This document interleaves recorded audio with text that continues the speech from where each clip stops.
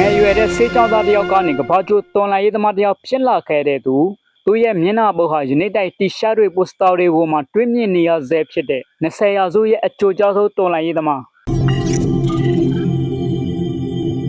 ချစ်ကွေပါရာသူနာမည်အပြည့်စုံကတော့ Ernesto Guevara de la Serna ဖြစ်ပါတယ်သူ1928ခုနှစ်ဇွန်လ14ရက်နေ့မှာအာဂျင်တီးနားနိုင်ငံရိုဇာရီယိုမြို့မှာမွေးဖွားခဲ့ပါတယ်ငယ်စဉ်ကတည်းကပန်းနာရည်ကြိုက်ရိုးကပြင်းပြင်းထန်ထန်ခံစားရသူဖြစ်ပေမဲ့အားကစားလုပ်ခြင်းနဲ့စာဖတ်ခြင်းကိုအလွန်ဝါသနာပါခဲ့ပါတယ်အထူးသဖြင့်သမိုင်းဒါသနိကဗေဒနဲ့နိုင်ငံရေးစာအုပ်တွေကိုအများကြီးဖတ်ခဲ့တယ်ဘွေနိုအိုင်ရက်စ်တက္ကသိုလ်မှာဆေးပညာသင်ယူခဲ့ပြီးဆရာဝန်ဖြစ်ဖို့ရည်ရွယ်ခဲ့ပေမဲ့သူ့ဘဝကိုပြောင်းလဲစေခဲ့တဲ့အဖြစ်အပျက်တစ်ခုဖြစ်လာခဲ့ပါတယ်1950ခုနှစ်မှာသူတငယ်ချင်းအယ်ဘတ်တိုဂရနာဒိုနဲ့အတူတောင်အမေရိကဒေါ်လာစိုက်ကယ်စီဘီခီးထွက်ခဲ့ပါတယ်ဒီခီးစဉ်အတွင်းမှာဆင်းရဲမွဲတေတဲ့လယ်သမားတွေတပ်တုတွင်အလုတ်သမားတွေမတရားဖိနှိပ်ခံရတဲ့ဒေသခံတွေကိုကိုယ်တိုင်မြင်တွေ့ခဲ့ရတယ်ဒီတွေ့ကြုံကသူ့ကိုလူမှုမမျှတခြင်းကိုပြောင်းလဲရမယ်ဆိုတဲ့ယုံကြည်ချက်ကိုပုံမခိုင်မာလာစေခဲ့တယ်1955ခုနှစ်မက္ကဆီကိုနိုင်ငံမှာဖီဒဲခါစထရိုနဲ့တွေ့ဆုံခဲ့တယ်ခါစထရိုညီကိုတွေဟာကျူးဘားနိုင်ငံကအာနာရှင်ဘာတစ်စတာဆိုယာကိုဖျောက်ချဖို့စီစဉ်နေကြတာဖြစ်ပြီးခြေကလည်းသူတို့နဲ့ပူးပေါင်းပြီးမက္ကဆီကိုတော်လှန်ရေးသမားတွေအဖွဲ့နဲ့အတူ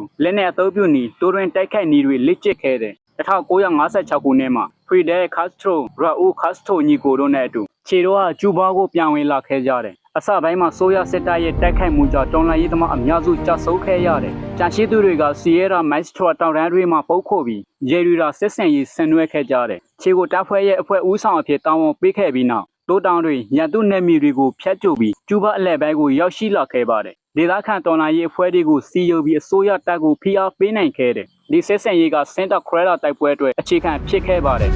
1958ခုနှစ်ဒီဇင်ဘာလမှာဖြစ်ပွားခဲ့တဲ့တိုက်ပွဲဟာခြေရဲ့အကျိုးကြောဆုံးအောင်ပွဲဖြစ်ပါတယ်ခြေဦးဆောင်တဲ့တော်လှန်ရေးတပ်ဖွဲ့တွေကစင်တာခရရာမျိုးကိုတိုက်ခိုက်ခဲ့တယ်ဘာတီစတာအစိုးရရဲ့လက်နက်တရထားကိုလမ်းချိုးအောင်လုပ်ပြီးသိမ်းပိုက်နိုင်ခဲ့တယ်စင်တာခရရာတိုက်ပွဲပြီးမကြခင်မှာပဲဘာတီစတာဟာနိုင်ငံကနေထွက်ပြေးသွားပြီးကျူးဘာတော်လှန်ရေးကြီးအောင်မြင်ခဲ့ပါတယ်ခြေရထူးခြားချက်ကသူဟာစစ်တပ်အရာရှိမဟုတ်ပေမဲ့လေမြန်စွာလှုပ်ရှားနိုင်ခြင်းအင်အားနည်းတဲ့တန်းနဲ့အင်အားကြီးတဲ့ရန်သူတွေကိုတိုက်ခိုက်နိုင်ခြင်းစီကံတက်ကြခြင်းအခက်အခဲတွေကိုကြက်ခံနိုင်ခြင်းတို့ကြောင့်နာမည်ကြီးခဲ့ပါတယ်စင်တာခရရာတိုက်ပွဲဟာခြေရအကြီးမားဆုံးစစ်ဆင်ရေးအောင်မြင်မှုအဖြစ်သတ်မှတ်ကြပါတယ်။ဒါဟာကျူးဘာတော်လှန်ရေးအောင်မြင်ဖို့အဆုံးဖြတ်ပေးခဲ့တဲ့တိုက်ပွဲလည်းဖြစ်ခဲ့တယ်။အာဖရိကနိုင်ငံကွန်ဂိုမှာတော်လှန်ရေးကူညီဖို့တွားခဲ့ပြီးဘိုလီဗီးယားမှာတော်လှန်ရေးစတင်ဖို့ကြိုးစားခဲ့ပါတယ်။ခြေကဆင်းရဲတဲ့လက်သမားတွေဟာတော်လှန်ရေးကိုအလွယ်တကူပူးပေါင်းလိမ့်မယ်လို့ယုံကြည်ခဲ့ပါတယ်။ဒါပေမဲ့ဒေသခံလက်သမားအများစုကသူ့အဖွဲ့ကိုမပူးပေါင်းခဲ့ကြပါဘူး။ဘိုလီဗီးယားမှာလေယာမြေပြုပြင်ပြောင်းလဲမှုတချို့ပြီးနေပြီးသားဖြစ်တဲ့အတွက်လက်သမားတချို့ကလက်ရှိဘဝကိုဆုံးရှုံးမှစိုးရိမ်ခဲ့ကြတယ်။သူတို့ဟာစစ်တပ်အရေးယူမှကိုလည်းမလိုလားကြသူတွေဖြစ်ကြတယ်။ဒါကြောင့်လက်သမားတချို့ကစစ်တပ်ကိုသတင်းပေးခဲ့တယ်လို့မှတ်တမ်းတွေမှာဖော်ပြထားပါတယ်။ဒါဟာခြေပြည်သူတွေကိုအကျွမ်းမဲ့ယုံကြည်ခဲ့တဲ့အမှားတစ်ခုဖြစ်ခဲ့တယ်။ဒါကြောင့်သူတို့ဟာဆေးဝါးပြတ်တောက်လာတယ်။တိုက်ပွဲဆက်တိုက်ဖြစ်ပြီးလူဝင်အားလည်းနည်းလာခဲ့တယ်။1969ခုနှစ်အောက်တိုဘာလ10ရက်နေ့မှာကေဘလာဒါဒယ်ယူရိုတို့ခေါ်တဲ့တောင်ကြားတစ်ခုမှာတိုက်ပွဲဖြစ်ခဲ့တယ်။ခြေဟာဒဏ်ရာရသွားတဲ့အပြင်သူ့ရဲ့ M2 ကားပိုက်တနက်လည်းပျက်စီးသွားခဲ့ပြီးထွက်ပြေးဖို့မဖြစ်နိုင်တော့တဲ့အတွက်ဖမ်းဆီးခံခဲ့ရပါတယ်။